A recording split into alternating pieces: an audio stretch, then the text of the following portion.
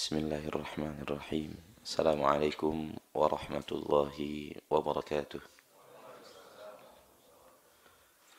Innal hamdalillah nahmaduhu wa nasta'inuhu wa nastaghfiruh wa na'udzu billahi min shururi anfusina wa min sayyiati a'malina. Man yahdihillahu fala mudilla lahu wa man yudlil fala hadiya lahu. Ashhadu an la ilaha illallah wahdahu la syarika lah wa ashhadu anna Muhammadan abduhu wa rasuluh sallallahu alaihi wa ala alihi wa ashabihi wa man tabi'ahum bi ihsanin ila yaumiddin wa sallama tasliman katsira.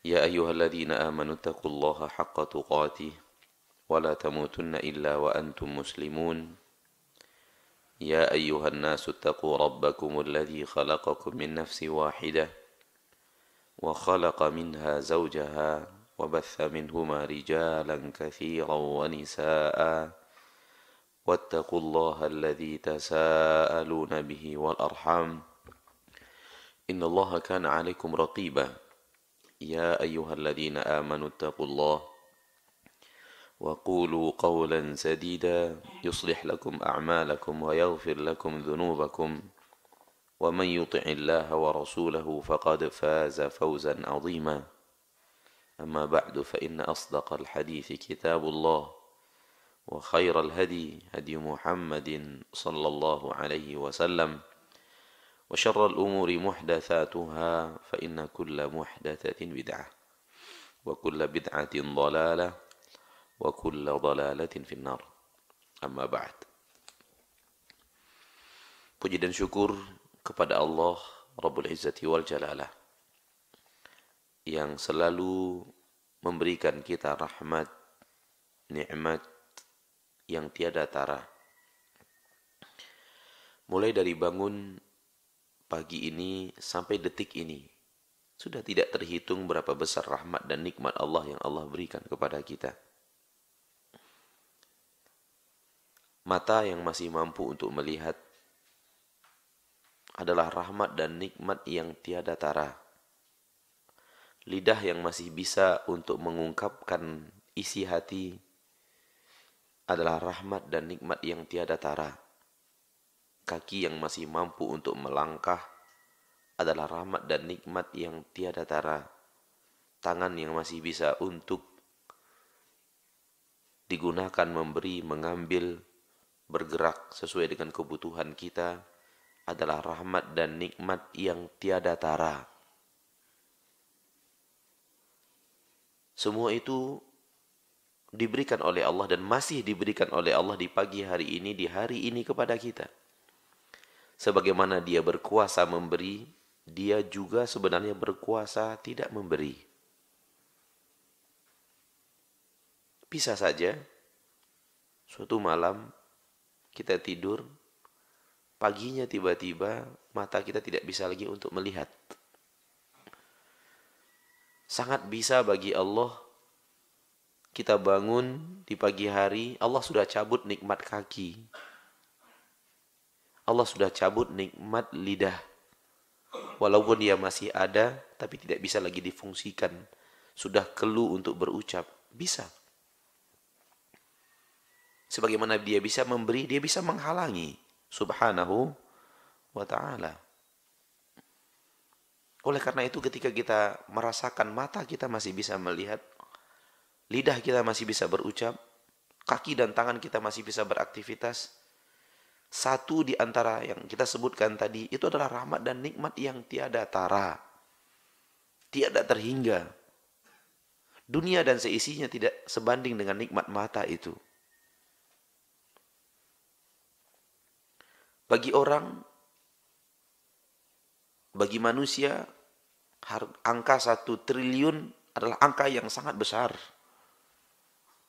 Tapi adakah manusia yang berakal mau matanya dibeli dengan harga 1 triliun itu?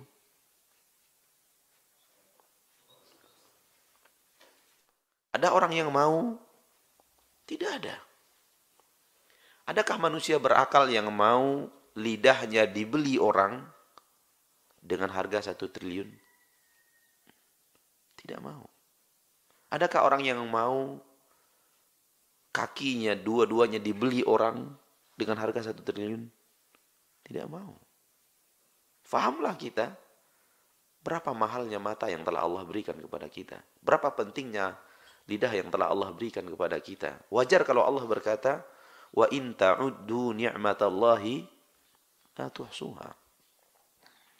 Apabila kalian menghitung nikmat Allah, kalian tidak akan sanggup menghitungnya. Nikmat-nikmat mahal yang Allah berikan, nikmat-nikmat hebat yang Allah berikan kepada kita, namun sering luput dari perhatian sebagian besar manusia. Dia tidak merasa matanya adalah nikmat besar, dia tidak merasa lidahnya adalah nikmat besar, dia tidak merasa kaki dan tangannya adalah nikmat besar. Dan jauh lebih hebat daripada nikmat-nikmat yang kita sebutkan tadi adalah nikmat jantung, paru-paru, ginjal, usus, tulang, darah. Jauh lebih besar daripada mata. Karena tanpa mata kita masih bisa keliling dunia. Tanpa paru-paru, gimana keliling dunianya? Tanpa tangan kita masih bisa beraktivitas, berkarya. Tanpa jantung, bagaimana kita akan berkarya? Tanpa lidah kita masih bisa berinteraksi. Mengungkapkan kata, mendengarkan kata orang. Tanpa darah, bagaimana kita akan hidup? Semua itulah rahmat dan nikmat Allah yang sangat besar. Namun sering luput dari perhatian manusia. Kenapa? Penyebabnya apa yang Allah firmankan di dalam Al-Quran surah Al-Fajr. فَأَمَّا الْإِنسَانُ إِذَا مَبْتَلَاهُ رَبُّهُ فَأَكْرَمَهُ وَنَعَّمَهُ فَيَقُولُ رَبِّي أَكْرَمَنِ وَأَمَّا إِذَا مَبْتَلَاهُ فَقَدَرَ عَلَيْهِ رِزْقَهُ فَيَقُولُ رَبِّي أَهَانَنِ. Adapun manusia, kebanyakan manusia, apabila diuji dia oleh Allah dengan cara Allah beri nikmat kepadanya, Allah muliakan dia di permukaan bumi dengan kedudukan dan yang lainnya, dia berkata, Robku telah memuliakan diriku. Namun apabila Allah mengujinya dengan cara Allah sempitkan rezekinya, maka dia pun akan berkata, Robku menghinakan diriku. Di dalam ayat ini Allah mengatakan bahwa manusia menilai rahmat dan nikmat Allah adalah rezeki. Pandangan sudut pandang manusia, rahmat dan nikmat Allah adalah rezeki. Rezeki banyak, kedudukan baik dan bagus, berarti Allah sayang. Kalau rezeki sedikit, berarti Allah tidak sayang. Pada kesempatan yang berbahagia ini, kita akan coba untuk berbicara dan mentadabbur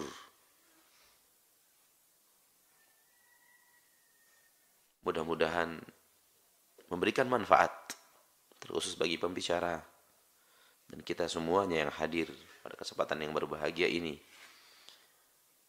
tentang firman Allah Subhanahu wa taala yang sering kita baca setiap hari. Insyaallah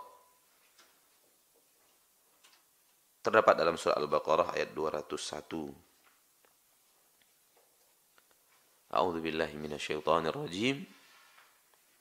Wa minhum man yaqulu rabbana atina fid dunya hasanah wa fil akhirati hasanah wa qina adzaban nar. Di antara manusia ada orang-orang yang berkata, Rabbana atina fid dunya hasanah wa fil akhirati hasanah wa qina adzaban nar. Wahai Rabb kami, berikan kami di dunia kebaikan hasanah. Wa fil akhirati hasanah. Berikan kami di akhirat kebaikan. Wa qina adzaban nar. Dan jauhkan kami dari api neraka, azab neraka. Kita ingin pada kesempatan yang berbahagia ini untuk mencoba mentadabbur apa dia hasanah fid dunia dan apa dia hasanah fil akhirah. Agar kemudian sudut pandang kita benar. Karena mungkin ada di antara kita dan mayoritas manusia sudut pandang dalam Rabbana atina fid dunya hasanah salah. Wa fil akhirati hasanah benar. Kalau kira-kira ana bertanya kepada kita di saat kita berdoa kepada Allah, Rabbana atina fid dunya hasanah wa fil akhirati hasanah. Kalau ana tanya wa fil akhirati hasanah, yang terbayang dalam otak kita apa tuh? Surga. Ya kan? Pasti ya. Itu tidak ada khilaf di dalamnya. Namun permasalahannya adalah ketika kita berkata Rabbana atina fid dunya hasanah, apa yang terbayang di benak kita? Hah? Coba satu-satu. Siapa? Apa tadi? Kekayaan. Apa lagi, Pak? Keberkahan. Apa lagi? Berkah itu apa tuh maksudnya? Berkah dari apa? Berkah dari kekayaan. Berkah dari apa tuh? Rezeki yang berkah. Rezeki yang penuh dengan berkah gitu. Iya, keberkahan. Apa lagi, Pak? Keselamatan. Apa lagi? Kebahagiaan. Yang terbayang ketika itu. Jangan dicari-cari ya. Yang kita sendiri loh. Kita sendiri ketika berdoa gitu. Rabbana atina fid dunya hasanah. Apa yang terbayang dalam benak kita ketika mengucapkan hasanah itu? Ya Allah, berikan saya di dunia hasanah. Yang terbayang di benak kita apa? Maksudnya saya ingin bertanya, bukan sebuah jawaban rekayasa, mungkin ini, mungkin itu, tapi yang terbayang di benak kita, langsung otomatis datang gitu loh. Karena yang terbayang di benak kita secara otomatis, itulah dia pemahaman kita tentang fid dunya hasanah. Itu yang ingin saya tanyakan tadi. Kalau seandainya ada di antara kita yang terbayang kebahagiaan, ya berarti kebahagiaan gitu loh. Jadi yang ingin saya tanyakan sekarang bukan apa kira-kira makna fid dunya hasanah, tapi yang saya tanyakan adalah apa yang terbayang di benak kita di saat kita mengucapkan Rabbana atina fid dunya hasanah. Kalau fil akhirati hasanah tidak ada khilaf, masuk surga. Itu yang saya katakan tadi. Ada yang menjawab kekayaan, dan itu yang angka mayoritas itu, Pak. Hah? Angka mayoritas itu. Ada yang mengatakan tadi apa lagi? Keberkahan. Keberkahan apa? Bingung juga jawabnya. Mungkin keberkahan harta, keberkahan jabatan, keberkahan anak mungkin ya maksudnya. Apalagi tadi apa? Ada tadi kebahagiaan. Emang iya ada ketika minta Rabbana atina fid dunya hasanah itu tidak ada harta di sini, yang ada hanya kebahagiaan aja gitu. Iya. Oke, baik, kita terima. Yang lain?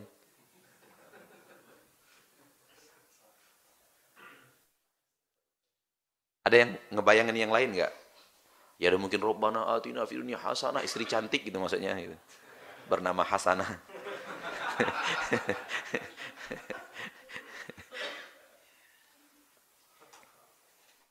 Habis? Sampai di situ? Kekuasaan. Ya. Fid dunya hasanah artinya pangkat, jabatan naik, karir bertambah. Gitu. Baik.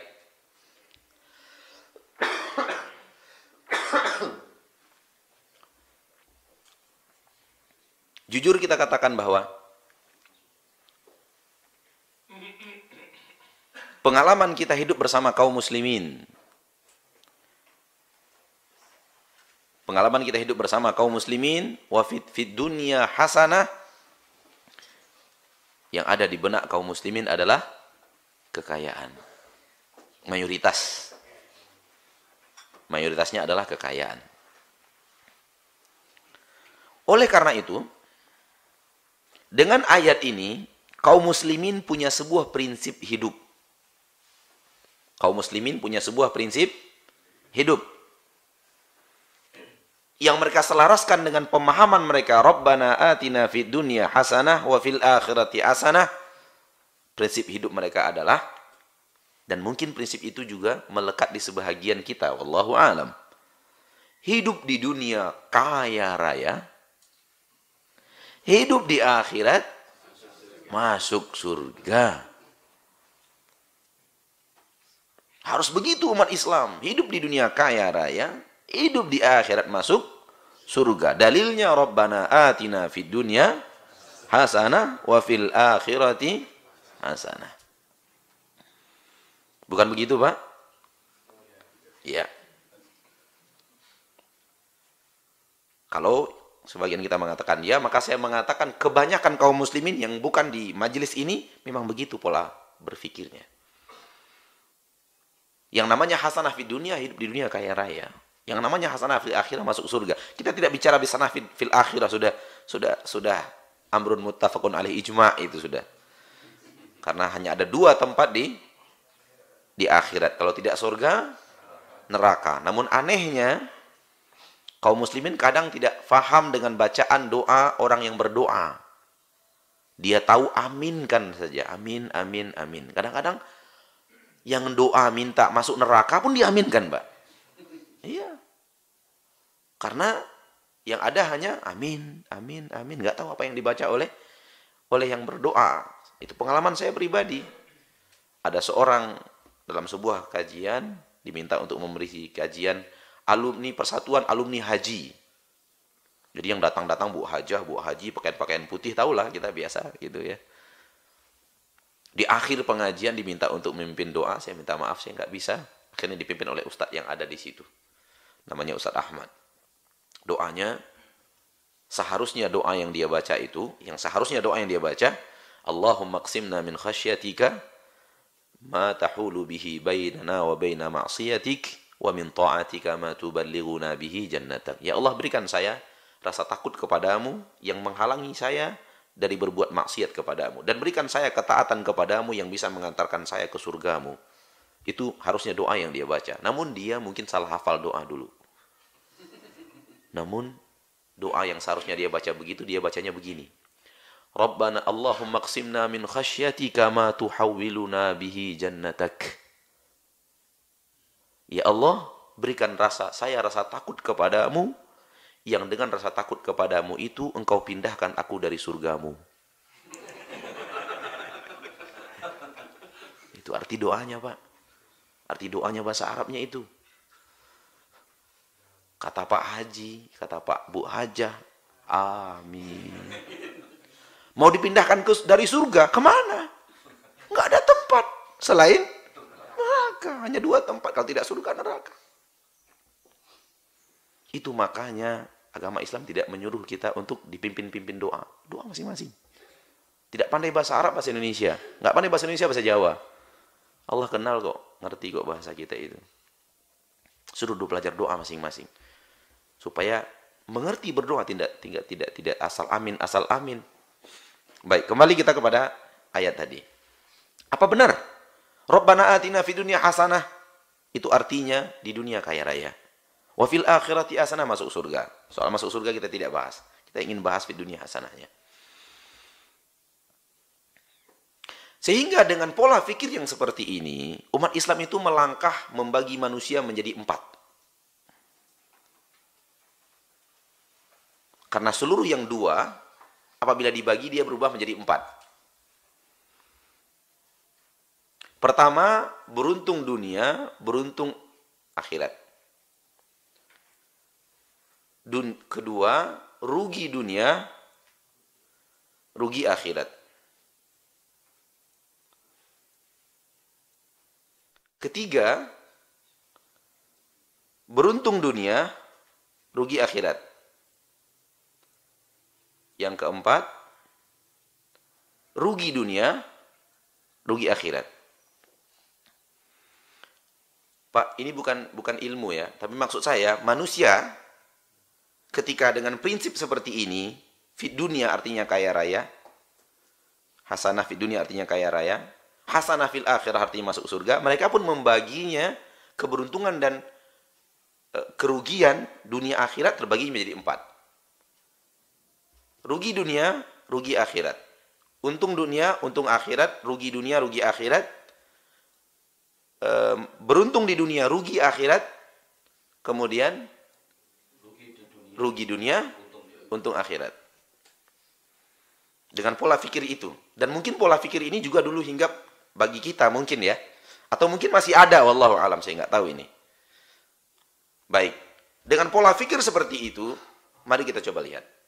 Kalau memang seperti yang terjadi, mayoritas manusia punya pemahaman seperti ini tentang Rabbana atina fid dunya hasanah wa fil akhirati hasanah, maka hasilnya adalah yang beruntung dunia, beruntung akhirat adalah orang yang di dunia kaya raya. Di akhirat masuk. Kira-kira contohnya siapa itu? Utsman bin Affan. Ya, Utsman bin Affan. Di dunia dia kaya raya, beruntung dia di dunia. Di akhirat dia masuk surga, dijamin masuk surga, beruntung juga di akhirat. Ini dia orang yang beruntung dunia, beruntung akhirat. Sekarang orang yang rugi dunia, rugi akhirat. Siapa kira-kira contohnya?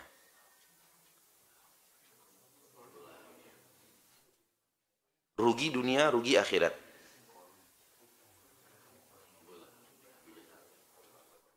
Di dunia berarti miskin.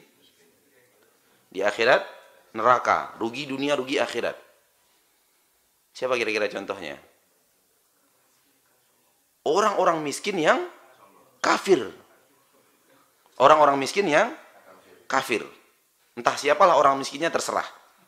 Orang miskin di Cina mungkin, penyembah-penyembah berhala. Orang miskin di India, penyembah-penyembah tikus, penyembah-penyembah berhala juga. Yang miskin di Thailand, miskin sudah di dunia, miskin sudah. Pengemis, penyembah-penyembah sapi, miskin sudah. Atau mungkin ketika di zaman Rasul, orang-orang budak di kota Mekah namun kafir. Sudahlah jadi budak, tidak punya kehidupan yang dunia yang baik, kemudian artinya miskin di dunia, di akhirat pun masuk neraka. Inilah dia orang yang rugi di dunia, rugi di akhirat. Yang ketiga, di dunia beruntung, kaya raya, di akhirat masuk surga. Dan masuk neraka. Kira-kira contohnya siapa itu? Qarun. Fir'aun. Qarun beruntung di dunia dia, karena dia punya keuntungan dunia yang sangat besar. Ya kan? Kaya raya. Namun di akhirat dia merugi. Masuk neraka. Berarti dia beruntung di dunia, rugi di akhirat. Contoh yang keempat. Merugi di dunia karena miskin, beruntung di akhirat masuk surga. Rugi dunia, beruntung di akhirat. Kira-kira contohnya siapa? Siapa?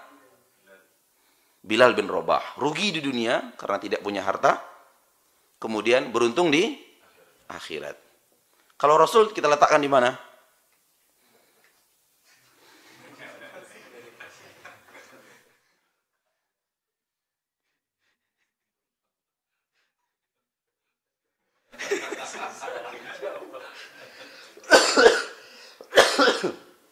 Pak, berpikir Pak.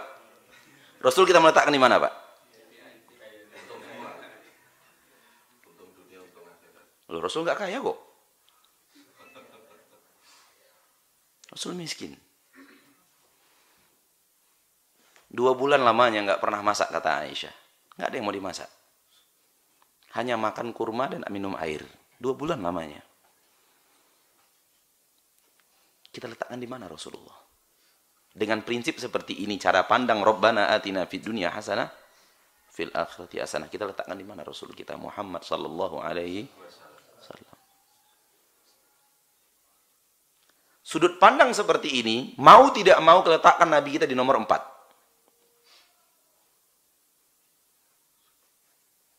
Kan Pak?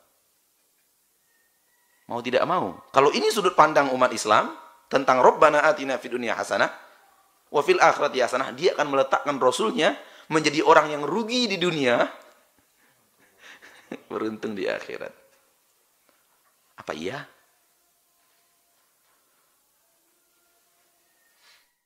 Tidak mungkin. Saya yakin dan percaya pertanyaan saya ini menghentakkan jiwa kaum muslimin. Tidak mungkin ini benar pemahaman seperti ini. Karena pemahaman seperti ini akan berakhir kepada titik Nabi Muhammad adalah orang yang di dunia merugi. Ketika sahabat mengeluhkan lapar.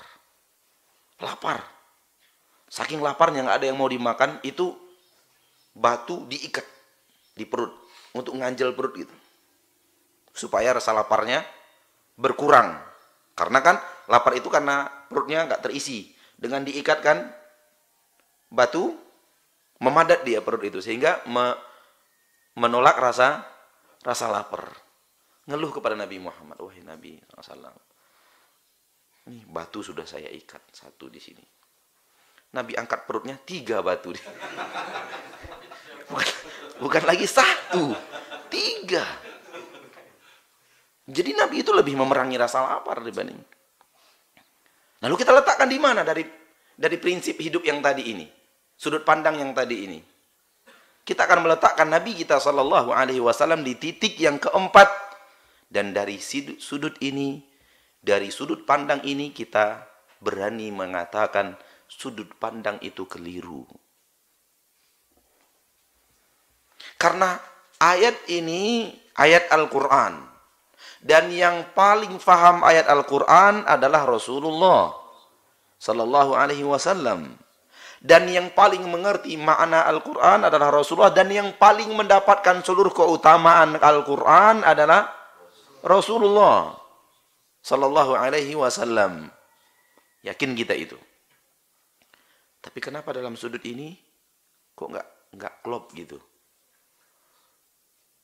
Rasulnya kah yang salah memahami Al-Quran? Ataukah kita yang keliru memahami Al-Quran? Rasul keliru memahami Al-Quran? Mustahil. Berarti yang sangat mungkin adalah kita yang salah memahami Al-Quran.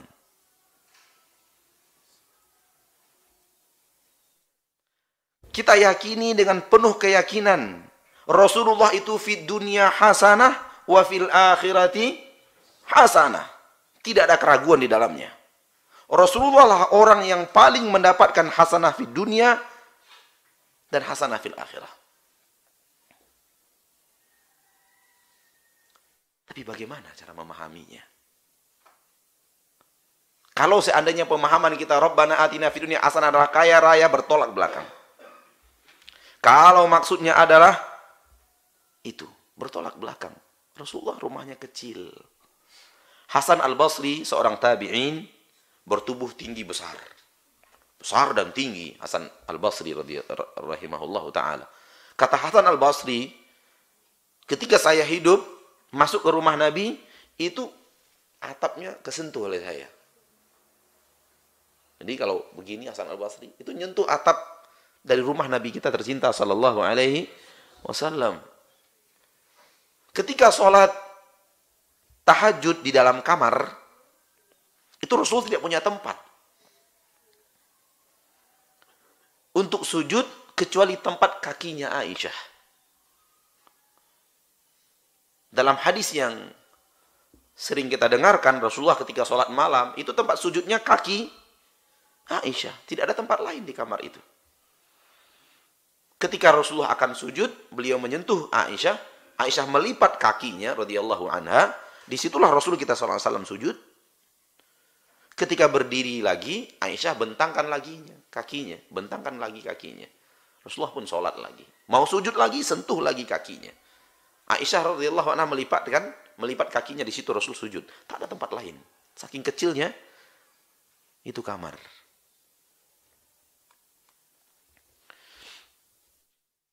Ya, Aisyah ketika selonjor lagi, Pak, dia bisa tertidur lagi karena Rasulullah bacanya panjang sholat tahajudnya. Kalau kita lah yang begitu, ya tiap sebentar keganggu karena bacaan kita inna a'tainakal kautsar. Paling tinggi sabbihisma rabbikal a'la. Sekarang udah mulai perbaikan lah, An-Naba ya Pak ya. An-Naba udah mulai naik kelasnya gitu. Mudah-mudahan terus naik sampai Qaf, sampai Al-Hujurat. Rasulullah itu sholat panjang, berdirinya itu panjang kalau sholat tahajud. Maka Aisyah bisa tertidur. Nanti diganggu lagi kakinya oleh Nabi, dicolek, lipat lagi sujud. Begitu. Nah, ini tidak sesuai dengan konsep. Berarti yang salah bukan Nabi, itu pasti. Yang salah adalah kita. Berarti Rabbana atina fid dunya hasanah yang kita fahami selama ini di dunia kaya raya itu nggak cocok dengan Al-Quran. Nggak cocok dengan pemahaman Rasulullah SAW. Kalaulah itu Rabbana atina fid dunya hasanah, pasti Rasulullah sangat faham ayat itu, dan maksud hasanah fid dunya adalah kaya raya, dan beliau akan menjadi orang yang akan mendapatkan hasanah fid dunya, lalu beliau kaya raya. Tapi tidak. Ketika istirahat siang, Umar radhiyallahu taala minta izin untuk bertemu Rasulullah SAW dan diizinkan masuk.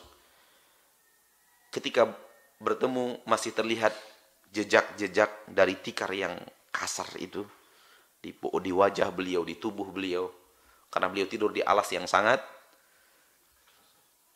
kasar lah, alas yang sangat kasar. Dan tubuh kita ini, apalagi tubuh Rasul itu lembut, berjejak alas tikar beliau yang sangat kasar itu. Menangis Umar radhiyallahu taala anhu melihat keadaan Rasulullah SAW dan berkata, wahai Rasulullah, Kisra dan Kaisar, pemimpin Romawi dan Persia, hidup dalam kenikmatan, sementara engkau adalah safwatu khalqillah, engkau adalah manusia terbaik di permukaan bumi. Seolah-olah Umar berkata kepada Nabi Muhammad SAW, wahai Rasul, nikmati dong sedikit dunia ini. Nikmati, wahai Rasul. Kisra dan Kaisar, penguasa Persia dan Romawi, dan mereka adalah orang-orang yang dikutuk oleh Allah Subhanahu wa taala, dilaknat, hidup dalam kemewahan. Engkau kenapa hidup dalam keadaan yang seperti ini? Kata Rasulullah SAW, awa fi syakin anta ya ibn al-Khattab. Sudah masukkah keraguan di dalam dadamu, wahai anak Khattab? Ulaik, mereka orang-orang yang kamu sebut, ujjilat lahum hasanatuhum fid dunya. Orang-orang yang kebaikan mereka hanya ada di dunia. Laumud dunya walanal akhirah. Untuk mereka dunia dan untuk kita akhirat. Lalu apa fid dunya hasanah? Fid dunya hasanah adalah apa yang ada pada Rasul. Semuanya ada pada Rasul. Rasul yang paling paham Al-Quran, Rasul yang paling mengerti Al-Quran, Rasul yang paling mendapatkan seluruh keutamaan dalam Al-Quran. Berarti hasanah fid dunya, apa yang ada pada Rasul? Lihat aja apa yang ada pada Rasul.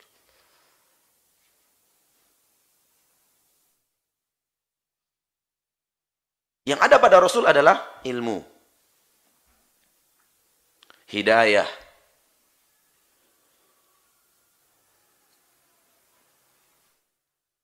ketenangan batin,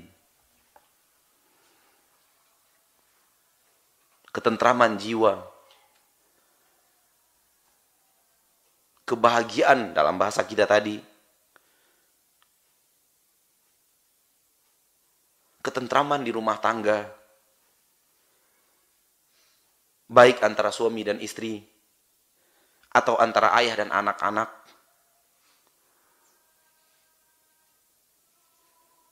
memiliki teman-teman yang Masya Allah, Tabarakallah, hidup di lingkungan yang baik. Itu yang ada pada zaman Rasulullah SAW. Coba kita lihat. Ilmu. Siapa yang paling berilmu? Rasul. Berarti kebaikan yang ada pada zaman di dunia yang dimiliki Rasul adalah ilmu. Dan ilmu adalah lentera terbaik di permukaan bumi. Hal yang terbaik, yang paling baik yang ada di permukaan bumi. Oleh karena itu Allah tidak pernah menyuruh Nabi Muhammad minta sesuatu kepada Allah selain minta tambah sesuatu kepada Allah selain minta tambah ilmu. Wa qul rabbi zidni ilma. Katakan wahai Muhammad, wahai Rabbku, tambahkan kepadaku ilmu. Berarti hasanah fi dunia, ilmu. Ilmu tentang syariat Allah. Ilmu tentang agama Allah. Ilmu tentang apa yang diinginkan Allah untuk kita ketahui. Ilmu tentang apa yang harusnya kita lakukan sesuai dengan aturan-aturan Allah Subhanahu wa ta'ala. Dan ilmu ini yang sebelum menjadi nabi, Rasul tidak punya. Sebagaimana yang jelas di dalam Al-Quran, di dalam surat Ad-Duha, wa wajadaka dhallan fahada. Dan dia, yaitu Rabbmu, menemukan engkau dalam keadaan dhal. Apa dhal? Sesat. Apa maksud sesat? nggak tahu jalan. Yang namanya orang sesat itu orang yang tidak tahu jalan, tidak tahu harus mengarah kemana. Itu namanya orang sesat. Dan itu yang dimaksud oleh Allah Subhanahu wa taala dalam surat Ad-Duha tentang sesatnya Rasulullah SAW itu. Rasul tidak tahu mau kemana. Tidak ada ilmunya. Beliau tahu persis bahwa apa yang dilakukan oleh orang Quraisy ini nggak benar. Pola hidup orang Quraisy ini tidak benar. Yang kaya makan yang miskin, yang kuat menekan yang lemah. Ini pola hidup binatang. Beliau tahu itu. Tapi mau diarahkan kemana? Mau disusun seperti apa? Mau dia buat seperti apa? Mau diajak kemana? Rasul nggak tahu. Nggak tahu. Dhalan, nggak tahu jalan. Nggak ngerti. Ilmunya tidak tahu. Fahada, maka Allah berikan hidayah. Allah berikan ilmu. Wahai Muhammad, kesini loh kamu harus mengajak kaummu. Ilmu. Rasulullah paling hebat di dalam ilmu. Maka inilah hasanah di dunia. Oleh karena itu di dalam hadis yang sahih, riwayat Imam Bukhari dan Muslim, Allah mengatakan, Rasulullah SAW mengatakan, "May yuridillahu bihi khairan yufaqqihhu fid din." May yuridillahu bihi khairan yufaqqihhu fid din. Orang yang Allah inginkan untuknya kebaikan, Allah berikan dia fikih, faham terhadap agama. Pemahaman terhadap agama itulah yang kita sebut dengan ilmu. Ilmu yang hak. Ilmu tentang pemahaman agama yang benar. Berarti orang-orang yang Allah inginkan untuknya kebaikan, Allah arahkan dia kepada ilmu syariat yang benar. Allah arahkan dia kepada agama Islam yang hak. Banyak juga orang yang berusaha memahami, tapi memahami dalam keadaan sesat. Saking sesatnya ilmu yang dia tuntut, sampai ada di antara mereka yang telah bertobat daripada jalan itu, mengatakan kepada kita, dulu saya dididik seperti ini Ustaz. Dulu saya dididik dalam ilmu sesat yang saya pelajari, kalau beragama itu hanya berpanduan kepada Al-Quran dan Sunnah, kita akan menjadi orang sesat. Bayangkan. Ya, sudut pandang yang sudah apa? Terbalik 180 derajat. Nabi mengatakan, berpegang teguhlah dengan Al-Quran dan Sunnah. Kalian tidak akan sesat untuk selama-lamanya. Kan itu yang dikatakan Rasulullah SAW. Dalam pelajaran dia, bersama gurunya, dia dididik, kalau beragama itu hanya pakai Al-Quran dan Sunnah, itu saja panduan kita beragama, kita akan jadi orang sesat. Aneh kan? 180 derajat. Sebahagian mereka, sudut pandangnya begini. Jalan bisa beraneka ragam. Terserah mau pilih jalan yang mana. Yang penting mengarah kepada satu tujuan. Mencari ridho Allah. Ada yang punya sudut pandang begitu? Banyak sekali. Kamu terserah mau pilih jalan mana. Kamu terserah mau pilih yang jalan mana. Kamu terserah pilih jalan mana. Yang penting muara kita satu. Kita sama-sama mencari ridho Allah. Udahlah diam. Tidak usah saling berbicara. Tidak usah saling menasihati. Tidak usah saling tegur. Tidak usah saling menyesatkan. Tidak usah saling membid'ahkan. Semua jalan masing-masing. Toh pada dasarnya kita semua ingin mencari ridho Allah. Ini keliru 180 derajat. Ilmunya keliru 180 derajat. Karena Nabi Muhammad mengatakan jangan pilih jalan mana-mana. Pilih jalan yang satu. Nabi SAW membuat sebuah garis. Satu lurus. Kemudian di kiri dan kanannya membuat garis yang banyak. Nabi mengatakan inilah jalanku yang lurus. Ikutilah jalan yang lurus ini. Yang satu ini. Jangan kalian pilih jalan yang beraneka ragam. Karena setiap jalan ini yang beraneka ragam ini bukan jalan yang lurus. Yang satu ini di atasnya ada syaitan yang akan mengajak manusia untuk masuk jalan itu. Nabi mengatakan pilih jalan yang satu, jangan pilih jalan yang lain. Kata mereka, kita harus jalan, kita boleh saja jalan di jalan yang mana-mana. Jalan kita bisa berbeda, namun tujuan kita satu. Kemanapun kita berjalan di jalan-jalan yang banyak ini, yang penting tujuan kita kan satu, menuju ridho Allah dan surga. Ini 180 derajat bertentangan dengan apa yang dikatakan Rasulullah Sallallahu Alaihi Wasallam. Dan ini yang menyesatkan, pola-pola seperti ini menyesatkan kaum muslimin, ilmunya keliru, Batil dianggap hak, hak dianggap batil oleh dia. Dan yang seperti ini banyak dalam kehidupan manusia. Dan pola-pola yang berbeda seperti ini banyak. Nabi mengatakan seluruh bid'ah sesat. Dia mengatakan, oh enggak, bid'ah itu baik. Asal tujuannya baik, maksudnya baik, dia adalah baik. Keliru 180 derajat. Dan ini yang menyesatkan manusia. Coba lihat. Walaupun sesatnya tidak sesat berpaduan kepada Al-Quran dan Sunnah akan menyesatkan, tapi ini sesat juga pemahamannya. Nabi mengatakan yang benar hanya Sunnah, yang lainnya batil. Dia mengatakan semuanya baik, asal tujuannya baik, baik. Dan nggak benar bahwa seluruh bid'ah itu sesat. Jadi diprotes, Nabi Muhammad diprotes oleh dia dengan pemahaman dia, ilmu yang dia dapatkan. Jadi beruntunglah kita, semakin beruntung kita, semakin mengarah kita kepada ilmu yang hak, semakin kita mendapatkan fid dunya hasanah. Semakin kita mendapatkan fid dunya hasanah. Kemudian Rasulullah SAW adalah orang yang paling mendapatkan hidayah di permukaan bumi. Allah Subhanahu wa taala berfirman tentang Nabi Muhammad sallallahu alaihi wasallam, "Wa innaka laminal mursalin ala siratim mustaqim." Engkau benar-benar salah seorang di antara rasul yang kami utus. Engkau berada di atas jalan yang lurus. Inilah hidayah. Karena kita minta kepada Allah setiap hari, ihdinas siratal mustaqim. Ihdinas siratal mustaqim. Berikan kami hidayah ke jalanmu yang lurus. Berikan kami hidayah ke jalanmu yang lurus. Nabi sudah berada di atas jalan yang lurus itu. Nabi sedikit pun tidak terusik oleh syaitan, salah ke kiri atau ke kanan. Melenceng ke kiri atau melenceng ke kanan, tidak pernah Nabi Muhammad SAW hidup dalam hidupnya berada terus di atas jalan yang lurus.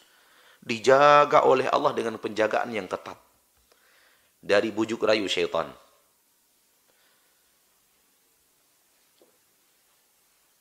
Dan ini dia hasanah fid dunya.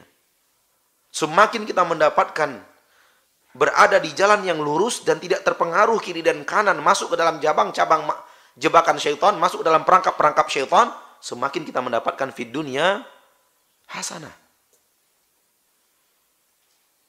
Dan sejauh apa kita terperangkap dari jalan yang lurus menuju bisik rayu syaitan, sejauh itu juga kita menjauh daripada fid dunya hasanah.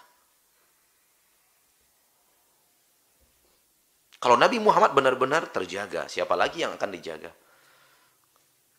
Melebihi manusia-manusia yang akan dijadikan suri tauladan.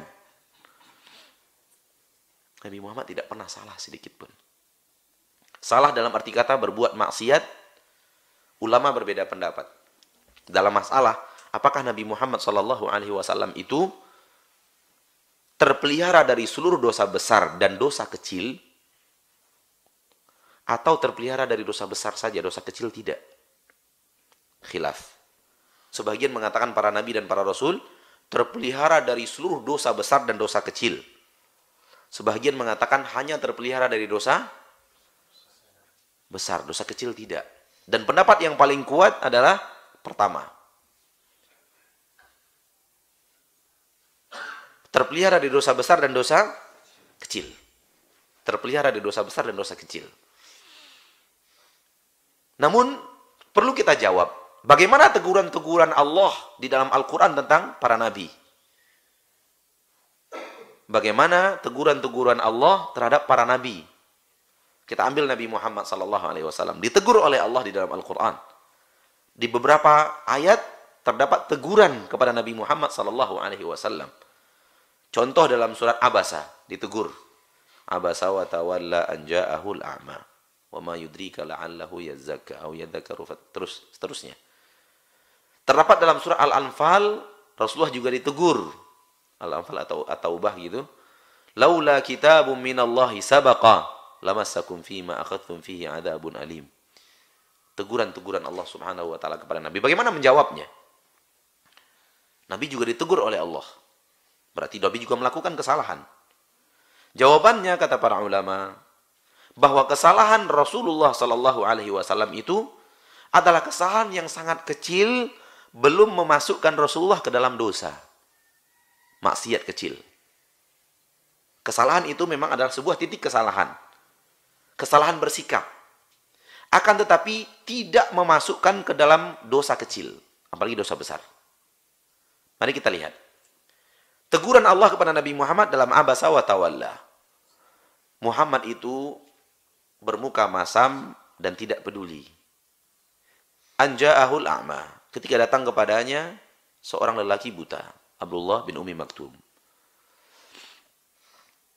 Wa ma yudrika la'allahu yazakka. Apa yang memberitahu kepadamu, mudah-mudahan yang datang orang yang buta ini mensucikan dirinya. Au yadzakkaru fatanfa'ahu dzikra. Atau dia mendapatkan petikan daripada nasihatmu dan dia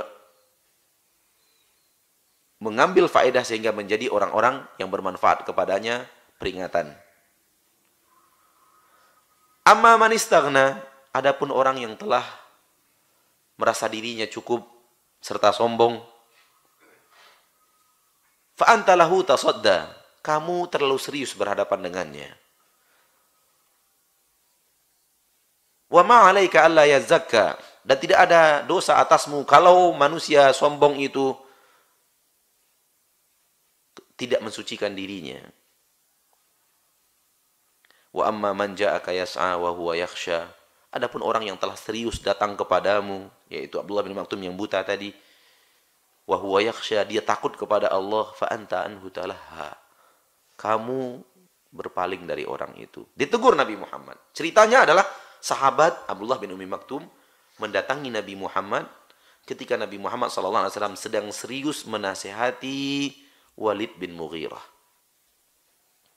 Ketika itu Walid bin Mughirah, seorang pemimpin di kota Mekah, pemimpin Quraisy, lagi mau-maunya mendengar nasihat Nabi Muhammad Sallallahu Alaihi Wasallam. Selama ini dia benar-benar menutup telinganya, menjauh, menertawakan, tidak mau mendekat kepada Nabi Muhammad, apalagi minta nasihat.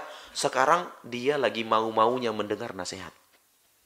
Jadi Nabi Muhammad sedang serius mengajarkan. Dan Nabi Muhammad berharap sekali dia masuk agama Islam. Kalau dia masuk agama Islam, ada puluhan atau ratusan orang di belakang itu akan ikut dia. Kalau sudah kepalanya kepegang, biasanya ekornya ikut. Itu yang diinginkan Rasulullah. Di balik Walid bin Mughirah ini banyak orang. Keluarganya, budaknya, kaumnya. Karena kota Mekah berkabilah-kabilah. Dan kabilah-kabilah itu punya pemimpin-pemimpin. Kalau pemimpinnya masuk Islam itu biasanya kaumnya gampang masuk Islam. Oleh karena itu ketika pemimpin Aus dan Khazraj masuk Islam, itu Aus dan Khazraj cepat masuk Islamnya. Karena pemimpin-pemimpinnya sudah pada masuk agama Islam. Jadi serius betul Nabi Muhammad mendakwahi Walid bin Mughirah. Nabi Muhammad berharap di belakang itu banyak orang yang akan masuk agama Islam. Di saat Walid bin Mughirah Nabi Muhammad SAW sedang serius mendakwahi Walid bin Mughirah, Abdullah bin Ummi Maktum datang. Minta nasihat juga. Nabi tidak menghardik. Nabi hanya bermuka masam. Dan tidak menjawab pertanyaan daripada Abdullah bin Ummi Maktum. Ini tidak dosa. Ini belum dosa. Kalau dosa itu menghardik. Gitu. Atau mengucapkan kata-kata yang tidak benar. Seperti kita lah misalnya, kita lagi capek-capek, pulang dari kerjaan segala macam, sampai di rumah udah jam 11, setengah 12 kita mulai baring, rada-rada mau tidur gitu, udah apa namanya di antara tidur dan tidak tidur itu, apa bahasa di sini ya? Udah melayang gitu, udah setengah tidur setengah bangun, tiba-tiba ada tamu ketok pintu, Assalamualaikum Pak, gitu ya. Datang tidak pada waktunya. Kan bisa saja kita buka pintu dalam keadaan bermuka masam toh. Itu tidak dosa. Tapi kalau sudah tercetus kata, dasar tamu tidak tahu diri, datang di waktu yang tidak, itu sudah dosa. Sudah keluar kata-kata. Tapi kalau masih hati kita, aduh nggak nyaman saya buka. Tapi kita bukakan juga. Itu belum dosa, Pak. Jadi kesalahan Nabi Muhammad, kesalahan ringan. Yang belum masuk ke dalam dosa. Bahkan apa yang dilakukan Nabi Muhammad itu serius untuk kebutuhan maslahat orang banyak. Di saat Walid bin Mughirah lagi mau-maunya mendengarkan ceramah Nabi Muhammad SAW, sementara untuk kaum muslimin dan untuk orang-orang lainnya, Nabi Muhammad membuka pintunya jauh lebih lebar daripada itu. Kenapa nggak nanti aja manfaatkan? Gitu loh.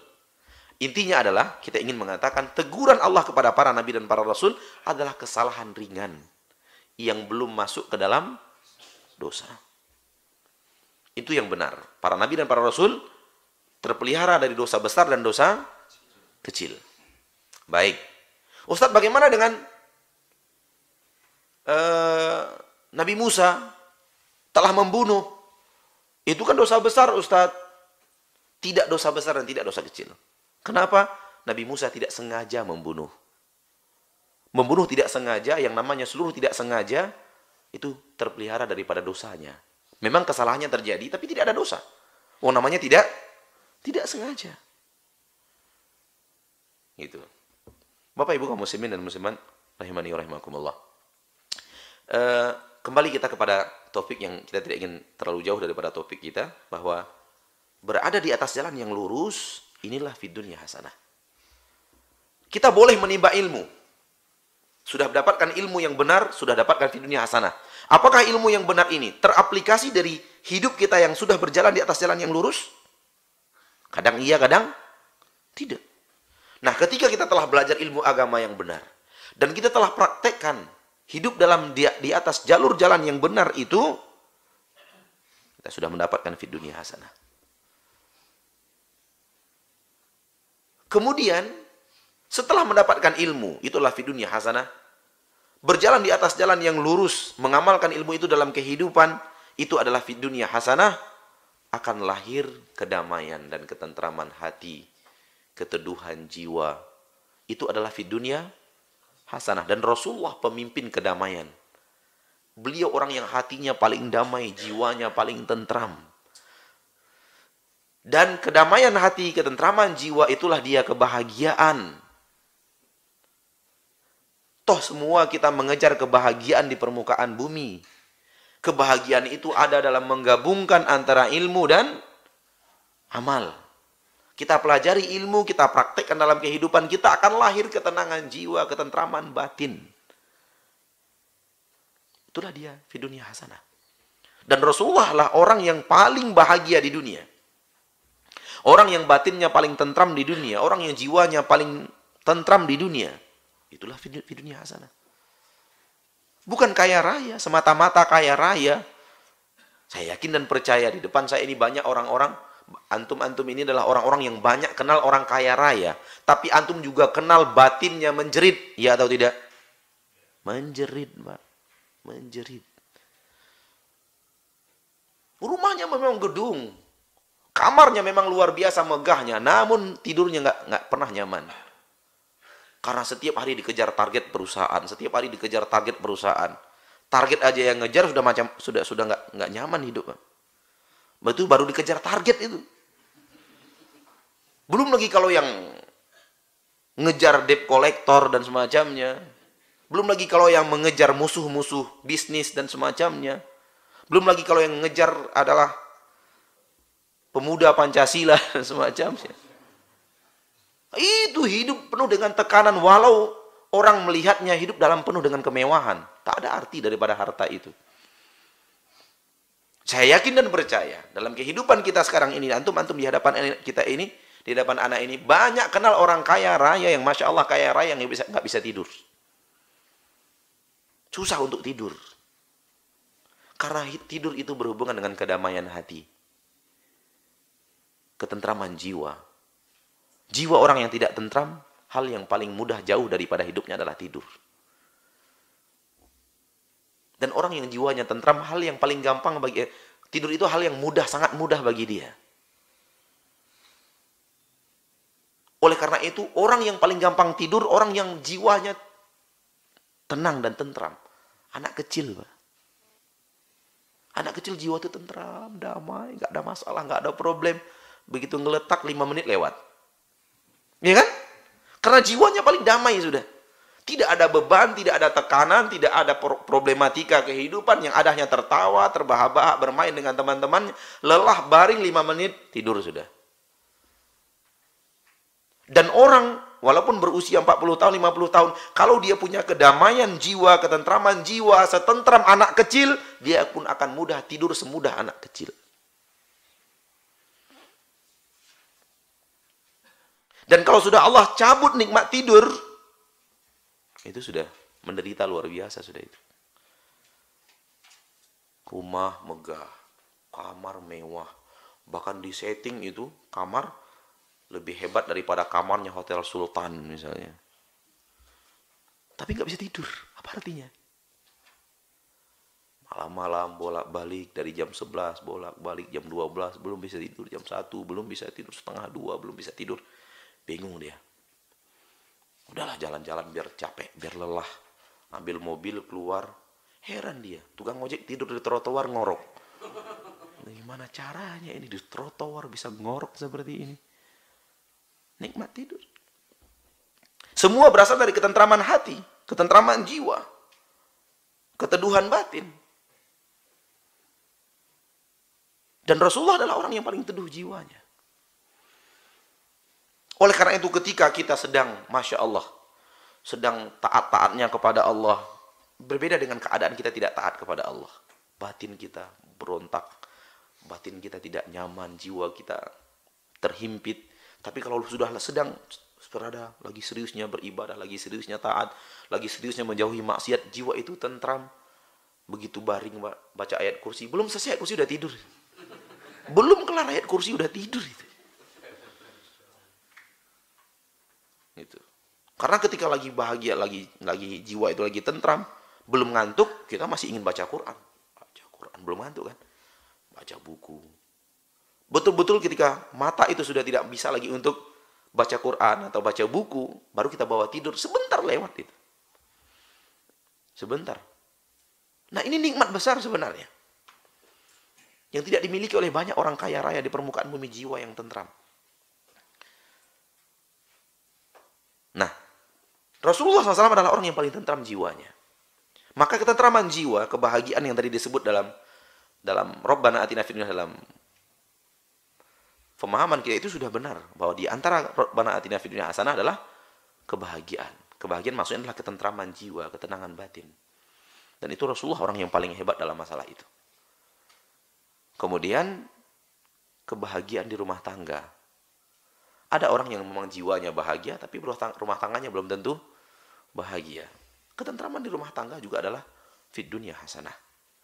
Karena keberuntungan manusia di permukaan bumi, itu barometernya adalah rumah tangga. Nabi mengatakan sallallahu alaihi wasallam, khairukum li ahlihi. Lelaki terbaik dari kalian adalah lelaki terbaik kepada keluarganya, istri dan anak-anaknya. Wa ana khairukum li ahli. Saya orang terbaik dari kalian kepada keluarga saya. Maka rumah tangga paling bahagia adalah rumah tangga Rasulullah sallallahu alaihi wasallam. Kata Anas bin Malik, khadamtu Nabiyya sallallahu alaihi wasallam 10 sinin. Aku membantu di rumah tangga Rasulullah sallallahu 10 tahun lamanya. Karena ketika Rasulullah datang hijrah ke Madinah, langsung Ummu Sulaim membawa Anas bin Malik yang ketika itu masih kecil, wahai Nabi, jadikan anak kecil saya ini pembantu di rumahmu. Maka hiduplah Anas bin Malik di rumah tangga Rasulullah selama Rasulullah hidup, yaitu 10 tahun. Setelah itu Rasulullah meninggal kan di kota Madinah. Berarti 10 tahun lamanya Anas bin Malik membantu di rumah tangga Rasulullah SAW. Kata Anas bin Malik menjadi saksi akan rumah tangga Rasul, aku tidak pernah menemukan Rasulullah itu marah di rumah tangganya. Aku tidak pernah menemukan Rasulullah itu marah di rumah tangganya. Tak pernah bertemu Rasulullah itu marah. Ini bukti bahwa rumah tangganya itu adem, ayem, tentram. Tidak ada pertengkaran suami istri. Jangankan bertengkaran, marah saja Rasulullah tidak. Kalau bertengkar itu di atas marah kan, Pak? Marah dulu, baru bertengkar gitu loh. Marah saja tidak Rasulullah. Tidak pernah marah di rumah tangga 10 tahun. Itu pun karena Rasulullah wafat. Kalau Rasulullah masih hidup lebih daripada 10 tahun, maka Anas bin Malik akan menyaksikan hal yang sama. Rasulullah tidak akan pernah marah di rumahnya. Rumah yang tentram, rumah yang damai, rumah yang bahagia, rumah yang mendatangkan keteduhan, rumah yang mendatangkan kenyamanan, rumah yang tidak pernah bertengkar, rumah yang tidak pernah ada marah-marahan di dalamnya. Kenapa Nabi mengatakan suksesnya seorang itu adalah di rumah tangganya? Karena memang itulah kehidupan kita yang hakiki. Adapun kehidupan kita di luar rumah, sebenarnya cabang, yang penting itu di rumah. Yang penting itu di rumah. Yang di luar rumah itu tidak lebih penting daripada pembenahan rumah.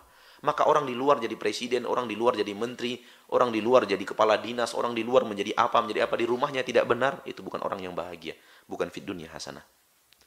Orang yang di luar kaya raya, di rumah tangganya dia tidak berhasil, bertengkar terus, anak-anaknya tidak ada yang membawa kedamaian, bukan orang yang mendapatkan fid dunya hasanah.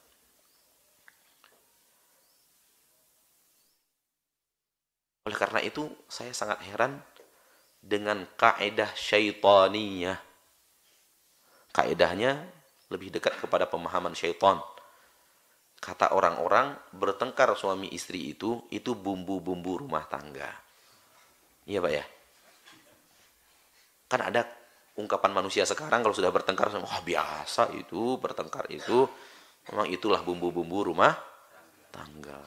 Masya Allah. Biasanya makanan semakin banyak bumbu, semakin enak Pak. Berarti kalau semakin banyak bertengkar, rumah semakin enak, banyak bumbunya. La ilaha illallah. Ini kaidah syaitan.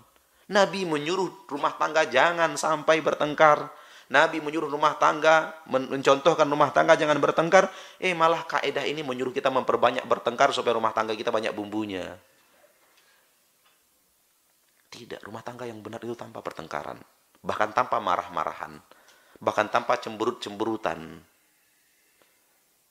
Itu rumah tangga yang benar. Dan kita disuruh sebagai seorang kepala rumah tangga untuk membentuk rumah tangga kita seperti ini. Dengan ilmu, dengan masing-masing suami dan istri menjaga hidup di atas jalan yang lurus, akan lahir kedamaian di dalam jiwa suami, kedamaian di dalam jiwa istri, dan kemudian akan berjalan rumah tangga yang luar biasa damainya. Ini adalah bagian daripada fid dunya hasanah. Ketika Anas bin Malik mengatakan 10 tahun Rasul tidak pernah marah, tidak pernah terjadi pertengkaran, marah saja tidak apalagi jadi pertengkaran, itu luar biasa hebat Pak. Apalagi ketika kita tahu rumah tangga Rasulullah SAW itu 9 istrinya berjejer. Di samping Masjid Nabawi itu rumah Aisyah, rumah Hafsah, rumah siapa lagi, sampingnya terus berdempetan, hanya berbatasan dinding seperti ini. Di sini Aisyah, di sebelahnya sudah Hafsah, di sebelahnya sudah yang lain 9. Kita satu di Jakarta, satu di Jogja saja bertengkarnya luar biasa. Apalagi berdekatan. Tapi tidak. Seperti itu setiap hari. Bagi kepala rumah tangga untuk 9 orang istri berdekatan bukan pekerjaan mudah. Tapi semua itu dijalani oleh Rasulullah tanpa pertengkaran. Soal ada istri sama istri saling bercemburu, cemburu saja, bertengkar tidak. Itu lumrah. Tidak membuah pertengkaran. Jadi bahagia di rumah tangga inilah fid dunya hasanah. Kita harus berbentuk rumah tangga kita, rumah tangga bahagia supaya mencontoh Nabi Muhammad SAW. Dan dalam hadis sahih, Nabi SAW mengatakan, wal yasa'aka baituk. Hendaklah rumahmu terasa lapang bagimu. Hendaklah rumahmu terasa lapang bagimu. Maksudnya apa? Kita betah di rumah. Hendaklah kita menjadi suami, betah di rumah. Terasa lapang di rumah itu. Walaupun rumah tidak lapang-lapang banget, Pak. Cuman 10 kali 15. Gitu. Tapi rumah itu terasa lapang, sudah terasa 50 kali 50 sudah. Atau seperti, kalau bisa, mungkin kita tidak bisa seperti itu ya. Rumah tangga Rasul hanya sekian meter kali sekian meter, tapi terasa lapang rumah itu. Nyaman, tentram di rumah itu. Saya mengatakan kepada para suami, berusahalah untuk menjadi suami yang tempat terbaik bagi dia adalah di rumah. Tempat ternyaman bagi dia di rumah. Tempat yang paling enjoy bagi dia di rumah. Kalau belum masuk kita dalam konsep Nabi Muhammad SAW tadi, konsep syariat yang diajarkan Nabi Muhammad SAW, wal yasa'aka baituk. Kalau kita masih lebih senang kumpul teman-teman dibanding di rumah, sudah terjadi kesalahan. Kalau kita lebih nyaman di kantor dibanding di rumah, bersama istri dan anak-anak, sudah terjadi kesalahan. Kita lebih merasa enjoy. Jalan-jalan ke tempat kemana gitu. Di sanalah kita merasakan kedamaian. Di rumah nggak seperti itu. Ada kesalahan yang harus kita rubah. Nabi mengatakan, hendaklah tempat lapang bagimu rumahmu. Maksudnya adalah kita adalah orang yang senang di rumah. Keluar menjalankan tugas. Tugas kita beraneka ragam. Ada yang bekerja, ada yang ini, ada yang itu, ada yang berdakwah. Tapi tetap saja rumah memanggil kita untuk teduh di rumah, istirahat di rumah. Tidak mencari tempat lain untuk istirahat yang lebih nyaman dibanding rumah. Dan itu tentu tidak bisa dengan rumah itu dibuat senyaman mungkin sementara isinya amburadul. Antara hubungan kita dengan suami istri tidak baik, itu tidak akan bisa kenyamanan di rumah. Jadi Nabi Muhammad SAW adalah rumah tangganya yang paling nyaman. Rasulullah tidak ada kerjaan di luar, tidak ada hubungan dengan para sahabat, tidak ada jihad keluar, Rasulullah di rumah saja, nggak kemana-mana. Sehingga para sahabat bertanya kepada istri Nabi, Nabi ngapain sih di rumah? Kata Aisyah, membantu istrinya. Jadi membantu istrinya. Ya mungkin istrinya masak, dibantuin oleh Nabi SAW. Kemudian Nabi jahit bajunya sendiri. Kalau ada yang perlu dijahit, Nabi menjahit sendalnya sendiri. Ketika ingin dijahit, ada yang perlu dijahit sendal, Nabi jahit sendal. Begitu Nabi Muhammad SAW. Tidak nunggu istrinya jahit dulu. Kalau istrinya lagi sibuk, dia jahit-jahit. Nabi Muhammad SAW. Jadi rumah tangga yang nyaman adalah fid dunya hasanah.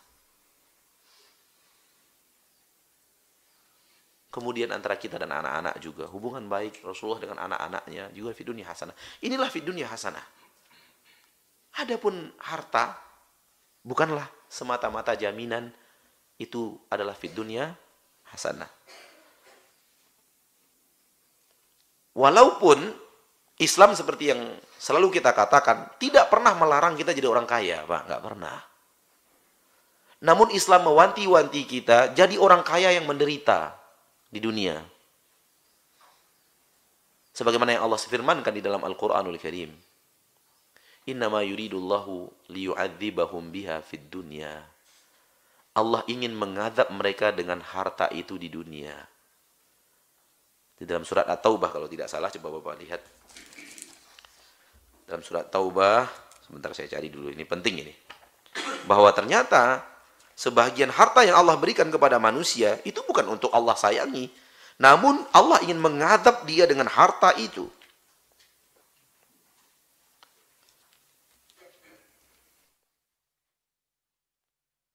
Ya. Surat Taubah ayat 55. Allah berfirman, "Fala tu'jibka amwaluhum wala auladuhum. Innama yuridullahu liyu'adzibahum biha fil hayatid dunya." Jangan harta mereka membuat engkau ta'ajub, wahai Muhammad. Jangan pula anak mereka, keturunan mereka membuat engkau ta'ajub. Innama yuridullahu liyu'adzibahum biha fil hayatid dunya.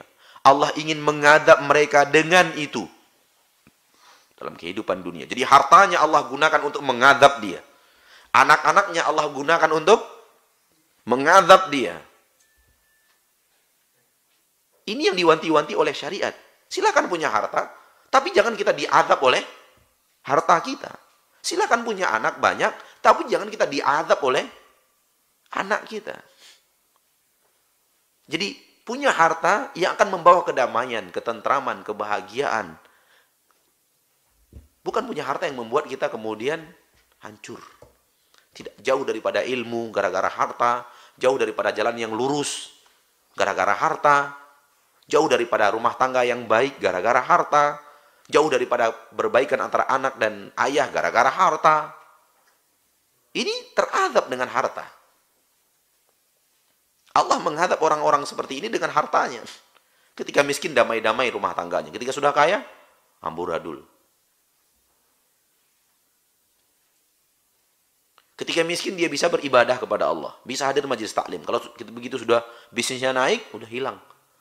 Ibadahnya hilang, majelis taklimnya hilang. Jangan. Itu teradab kita oleh harta kita. Utsman walaupun kaya raya luar biasa, tidak menghalanginya daripada beribadah, menuntut ilmu, tidak menghalanginya daripada menjadi orang yang berjalan di atas jalan yang lurus. Jadi menggunakan harta itu untuk kebaikan dunia dan akhirat. Jadi ini dia yang ingin kita benahi pada pagi yang berbahagia ini, semoga bermanfaat.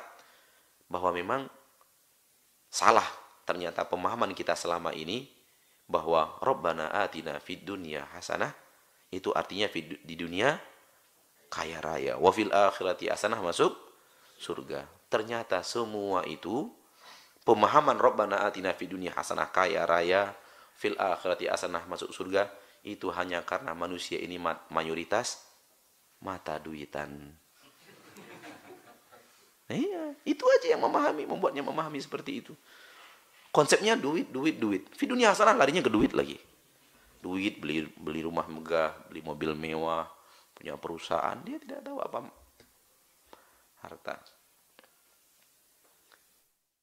Dan salah satu bukti kesalahan akan lahir kesalahan berikutnya. Itu salah satu bukti kesalahan. Akan lahir kesalahan berikutnya. Jadi dari satu titik kesalahan, itu dia akan bercabang, punya kesalahan berikutnya. Kesalahan berikutnya punya kesalahan berikutnya. Itu salah satunya. Dan saya telah menemukan kesalahan ini bercabang, membuat efek kesalahan berikutnya. Saya temukan prinsip anak muda sekarang sudah lebih daripada sekedar di dunia kaya raya, di akhirat masuk surga. Anak muda sekarang sebagian punya prinsip hidup muda foya-foya, hidup tua kaya raya, hidup di akhirat masuk surga, mati masuk surga. Itu sudah menjalar di tubuh anak muda. Hidup muda foya-foya, happy-happyan, mau ngapain, enjoy-enjoyan, foya-foya. Tua kaya raya, mati masuk surga. Itu sudah lahir kesalahan berikutnya. Mana ada orang yang foya-foya kemudian kaya raya? Nggak ada. Atau ada yang mengatakan hidup muda hura-hura. Hidup tua kaya raya, mati masuk surga. Mana ada hura-hura yang membuat kaya raya? Nggak ada. Tidak ada orang sukses di permukaan bumi manapun yang kesuksesannya itu ditunjang oleh faktor hura-hura dan foya-foya. Nggak ada. Seluruh orang yang sukses, dunia maupun akhirat. Akhirat sudahlah, kita hidup di dunia, kita bicara dunia sekarang. Katakanlah misalnya sekarang kita tidak bicara soal bahwa dia melakukan hal yang haram, Michael Jackson misalnya, sukses di dunia musik, menjadi raja, misalnya raja apa namanya nggak ngerti saya. Coba lihat, apakah dia mendapatkan kesuksesan itu dengan hura-hura di masa remajanya? Enggak. Bahkan dia disiplin keras dengan kehidupan ayahnya, begitu kata orang. Lihat, ilmuwan-ilmuwan manapun yang sukses itu tidak dengan hura-hura, tidak dengan berjibaku, tidur sedikit, terus belajar, terus menganalisa, terus berpikir, terus berkarya. Jadi orang sukses. Tidak ada yang namanya foya-foya, hura-hura membuat orang sukses, nggak ada. Sudah lahir akar baru daripada kesalahan, karena mulai dari kesalahan itu. Bapak Ibu kaum muslimin dan muslimat rahimani wa rahimakumullah. Inilah renungan kita di pagi hari yang berbahagia ini, semoga bermanfaat, bahwa fid dunya hasanah tidaklah murni harta. Dan harta bukanlah penilaian Allah sedikit pun kepada siapapun. Kalaulah harta itu bukti bahwa Allah sayang kepada seseorang, itu berarti orang yang paling Allah sayangi bernama Qarun. Iya kan? Kalau bukti kekuasaan itu adalah bukti bahwa Allah cinta kepada seseorang dan sayang kepada seseorang, maka mesti yang paling orang Allah sayangi di permukaan bumi bernama Fir'aun. Karena soal materi, kekayaan tidak ada yang melebihi Qarun, dan soal kepemimpinan tidak ada yang melebihi Fir'aun. Mari dalam renungan pagi yang berbahagia ini semoga ada sesuatu renungan yang bisa kita bawa pulang, bahwa kita mulai merubah ketika kita berdoa. Rabbana atina fid dunya hasanah. Rubah. Harta itu hanya ngikut. Ngikut maksud saya, kita penting berilmu, yang penting hidayah, berada di atas jalan lurus, bahagia kita, rukun rumah tangga kita bersama anak-anak. Soal harta tergantung berapa Allah kasih. Allah mau ngasih kita 1 bulan 50 juta nggak nolak gitu. Allah ngasih kita 15 juta sebulan, alhamdulillah. Allah ngasih kita sebulan 5 juta juga alhamdulillah. Kita terus berusaha di dunia. Dan soal usaha di dunia itu adalah fitrah, kita akan terus berusaha. Berapa nilai yang Allah takdirkan, itu Allah yang memutuskan. Dan manusia secara prinsip tidak akan menolak lebih banyak. Diberikan Allah lebih banyak, dia tidak nolak. Yang penting, jangan sampai harta itu merusak keinginan saya menuntut ilmu. Merusak perjalanan saya di atas jalan yang lurus. Merusak hubungan kebahagiaan dalam jiwa saya. Merusak kebahagiaan di rumah tangga saya. Merusak kebahagiaan antara saya dengan anak-anak saya. Tapi kalau harta itu menunjang menuntut ilmu, nah ini dia yang penting. Kalau harta itu bisa menunjang berjalan di atas jalan yang lurus sehingga bisa seperti Utsman bin Affan, berinfak sana, berinfak ke sini, berinfak ke sana, berinfak ke sini. Ini yang kita inginkan. Kalau harta itu bisa menunjang ketentraman jiwa, ini yang kita inginkan. Kalau harta itu bisa menambah kebahagiaan, kenyamanan dan di rumah tangga, suami istri dan anak-anak, ini yang kita inginkan. Harta penunjang Rabbana atina fid dunya hasanah. Itu yang kita inginkan. Tapi kalau harta akan mencopot semua itu dari kehidupan kita, tolak harta yang seperti itu. Dan harta yang seperti itu, yang merusak, menuntut ilmu, merusak hidayah ke jalan yang lurus, merusak hati, merusak rumah tangga adalah harta yang haram. Harta yang haram itu, Pak, dibawa ke rumah panas. Bertengkar terus, nggak nyaman. Harta yang haram itu diberi makan ke istri jadi istri yang pembangkang, tidak mudah tunduk dan patuh kepada kita. Dan boleh jadi ketika kita pergi, kita diantah pergi dengan siapa. Itu salah satu efek besar daripada harta haram. Kemudian dibayarkan kepada anak, disuapin kepada anak, anak menjadi anak yang tidak bisa diatur. Membuat kita sedih terus, membuat kita nggak nyaman terus. Ulahnya membuat kita terganggu terus. Itu efek daripada harta haram. Oleh karena itu harta haram itu tidak boleh oleh Allah dibawa ke rumah. Tidak boleh oleh Allah kita ambil. Karena efeknya berbahaya untuk kita. Allah ketika mengharamkan sesuatu, ingin menjaga kita supaya tidak sengsara di dunia. Bukannya ingin membuat kita miskin. Tidak. Jadi ketika ada orang tawarkan harta haram, jangan mau terima. Karena walaupun dia memikau, misalnya 1 miliar orang mau kasih dengan cara suap, wah kan asyik itu dibawa ke rumah. Jangan. Karena 1 miliar ini kalau dibawa ke rumah berbahaya. Penyakit akan datang. Batin akan tersiksa oleh harta 1 miliar itu. Oleh karena itu berkahnya pun tidak ada. Betapa banyak orang-orang yang menghasilkan sesuatu dari cara yang haram, sudah habis. Menguap di udara entah kemana dia, berkahnya hilang. Pak Ibu kaum muslimin dan muslimat rahimani wa rahimakumullah, inilah dia sekali lagi renungan subuh kita pada pagi yang berbahagia ini. Mari kita benar-benar mencari fid dunya hasanah, ya. Oleh karena itu Rasul kita sallallahu alaihi wasallam benar-benar faham apa itu fid dunya hasanah, sehingga beliau benar-benar mendapatkan dan berjalan di atas fid dunya hasanah itu. Terakhir kita tutup dengan ilustrasi. Ilustrasi, Pak. Ilustrasinya begini. Kalau ini kamar ini kan besar ya Pak ya, besar nih, mulai dari atap ke bawah, kiri kanan ke belakang. Kira-kira ilustrasinya begini. Antum tiba-tiba dapat harta emas sebesar ruangan saya ini. Ya. Kira-kira yang terpikir oleh pikiran kita apa coba? Hah?